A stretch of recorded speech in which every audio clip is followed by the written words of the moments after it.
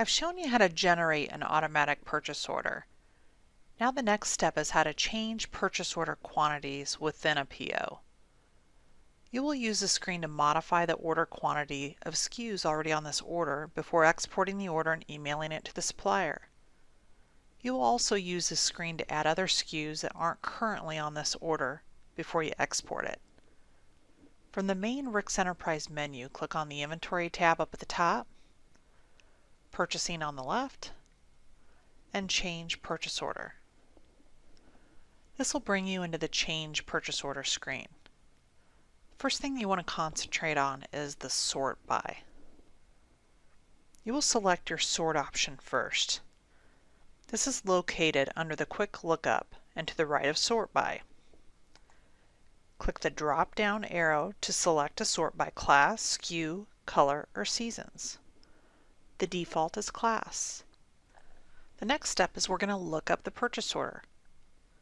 So you'll go up to the Quick Lookup field, and you can use the magnifying glass to the left of purchase order number, the lookup button to the right, or click on the View Lookup tool. Click on the Lookup button, and that'll bring up your list of purchase orders. Once you find the appropriate purchase order number,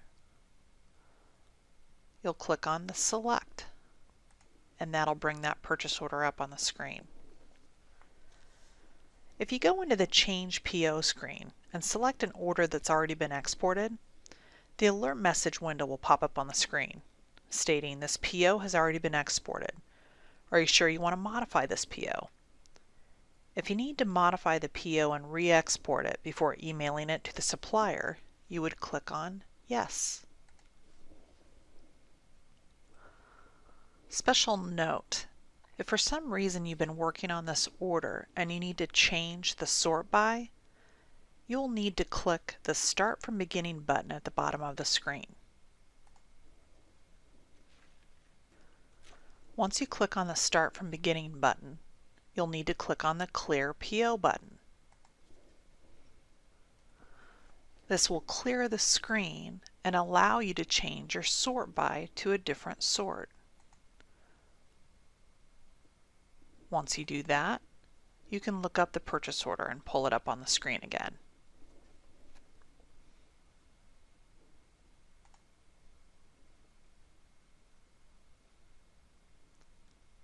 Select it, and you're ready to modify your order.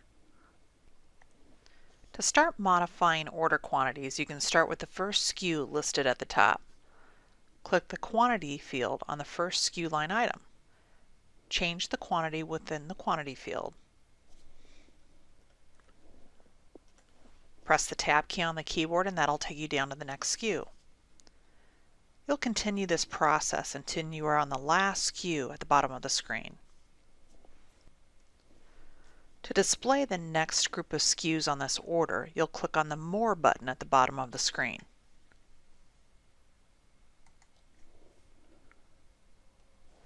This will display the next 100 items.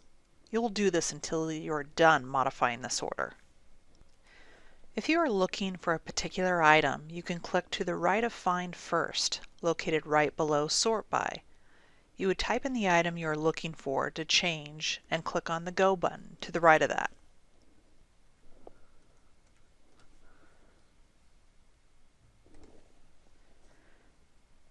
The Find First is a lookup by however you are sorting by.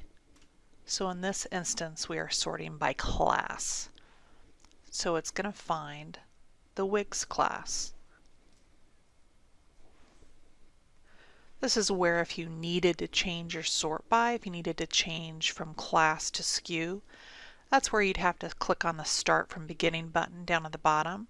First, click on the Clear PO button. That would clear the PO. It would allow you to change your sort by, and then pull up that purchase order number again and do Find based on SKU if that's what you wanted to do. As you modify each SKU, the system automatically saves that line as you are typing. There's not a Save button on the screen. Very critical. Before leaving this screen, write down which SKU you are on so you can scroll down to that SKU when you come back to continue to work on this order. If you leave the system idle, Rix will time out after 20 minutes. If you walk away from the computer, you will need to document where you left off. If you need to modify the SKU cost, click on the pencil icon on the right-hand side of that screen of that SKU line.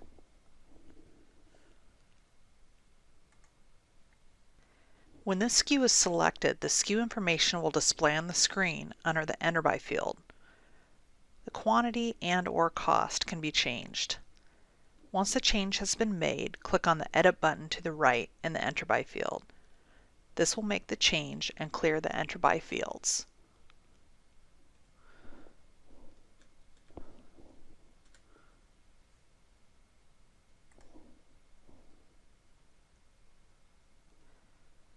If you have clicked on the pencil icon for a SKU but decided a change didn't need to be made, click on the Clear button to the right in the Enter By field. This will also clear the Enter By fields. To remove an existing SKU off this order, click on the red X icon on the right-hand side of the screen of that SKU line.